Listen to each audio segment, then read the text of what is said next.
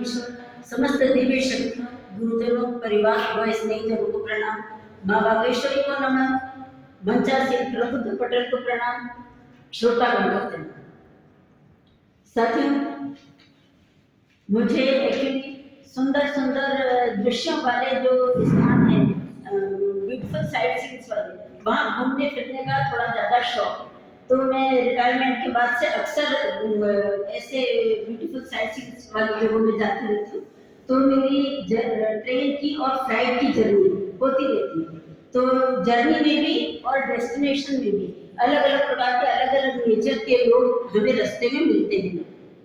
तो जब उनसे बातें करते हैं तो कुछ चीजें उभर के आती हैं। तो जो कुछ मैंने फील किया वो मैं बताना चाहती हूँ कि जैसे बच्चों के लिए कहते हैं कि पढ़ाई करने की इच्छा नहीं होती, खेलने की इच्छा होती है। तो ऐसे आज की जो न्यूली मैरिड गर्ल्स हैं, उनकी घर में जैसे खाना बनाने की इच्छा नहीं होती, होटल से पकड़ के खाने की इच्छा होती है। घर सजाने में मन नहीं लगता और किटी पार्टी में जाने की इच्छा होती है। ये ऐसी कुछ चीजें जिनको पेरेंट्स प्रॉब्लम के रूप में समझते हैं कि आजकल ऐसे चेंजेस हो रहे हैं।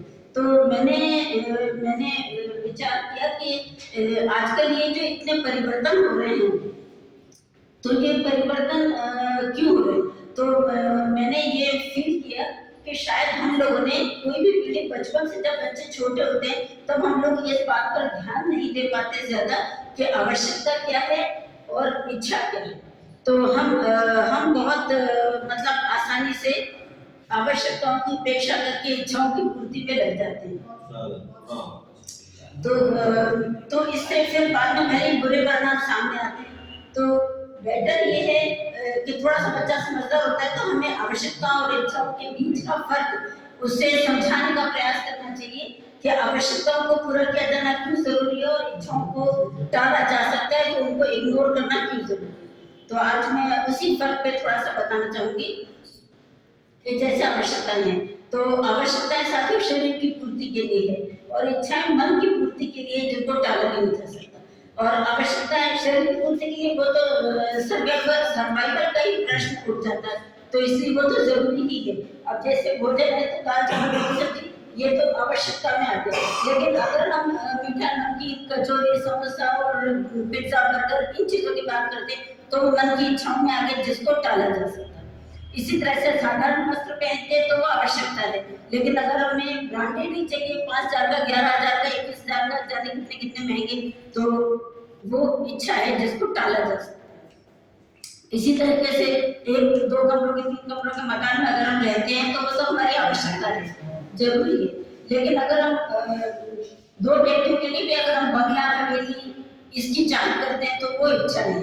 तो इच्छाओं को इच्छाएं ऐसी चीजें जो ना जायज है जिनको टाला जा सकता है, और आवश्यकताएं ऐसी चीजें जो जायज है जिनके बिना नहीं रहना जा सकता। और आवश्यकताओं की पूर्ति से इंसान संतुष्ट हो जाता है, जबकि इच्छाओं की पूर्ति से मन और लालची हो जाता है। एक इच्छा पूरी होती है तो दूसरी जाती है, दूसरी पूरी होती है तो तीसरी जाती है। इच्छाएं तो अनंत है, तो वो मनुष्य को संतोष नहीं होता। और जैसे आवश्यकताओं की पूर्ति से इंसान सहनशील बनता है और इच्छाओं की पूर्ति से और जिद्दी बनता है और क्रोधी बनता है, क्योंकि एक पूरी होने के बाद दूसरी जाती है और अगर वो पूरी नहीं होगी अभी तो जिद सवार हो जाती है, क्रोध भी आता है। और आवश्यकता जैसे शरीर के लिए जो हमारा मन तक साथ देता है, लेकिन इच्छाएं मन की पूर्ति के लिए है जो कभी भी धोखा दे जाता है। अच्छा, फिर हम कुछ भी काम करना चाहते हैं, सपोज पूजा पाठ भी करना चाहते हैं, आधे घंटे के लिए भगवान के सामने बैठना चाहते हैं, तो शरीर तो टिकने को तैयार हो जाता है, लेकिन मन टिकने को तैयार नहीं होता और उतने आधे घंटे में भी वो 50 जगह भटक के वापस आता है। तो शरीर की आवश्यकताएं सीमित है और मन की इच्छाएं असीमित है। और जैसा हम शरीर की आवश्यकता पूरी करते रहते हैं तो स्वस्थ बना रहता है, लेकिन मन की इच्छाएं पूरी करते हैं, ये चाउमीन और पिज्जा और बर्गर और जाने तो वो सब पूरी करते हैं तो उससे बीमारी होती है। इसीलिए शरीर की आवश्यकता पूरी करना जरूरी है। इससे समय धन शक्ति सबका सदुपयोग होता है, जबकि मन की इच्छाएं पूरी करते हैं तो समय धन शक्ति सबका दुरुपयोग होता है और बाद में दिक्कतें झेलनी पड़ती है। तो हर दृष्टि से अगर आवश्यकताओं की पूर्ति करते हैं तो हर दृष्टि से संपन्न होते हैं और इच्छाओं की पूर्ति करते हैं तो हर दृष्टि से विफलता की तरफ ही बढ़ते हैं। तो अगर हमें हेल्दी वेल्दी एंड वाइज रहना है, लाइफ में सक्सेसफुल बनना है, तो हमें आवश्यकताओं की पूर्ति पर ही ध्यान देना चाहिए, इच्छाओं की पूर्ति पर ध्यान नहीं देना चाहिए। और मन की इच्छाएं तो ऐसे घोड़े हैं जो आपको कभी भी गुनाहों के दलदल में फंसा सकते हैं, इसलिए उनकी लगाम कस के रखना जरूरी है। और लगाम कसने के लिए सामने मजबूत लक्ष्य होना चाहिए जो आपके मन को बांध सके। और लक्ष्य चुनने के लिए ये याद रखना चाहिए कि व्यक्तियों से प्रेम करना है, वस्तुओं का उपयोग करना है। जबकि हम लोग आजकल उल्टा करते हैं, वस्तुओं से प्रेम करते हैं, वो करते हैं, और व्यक्तियों का उपयोग करते हैं। तो ये चीज बहुत गलत है।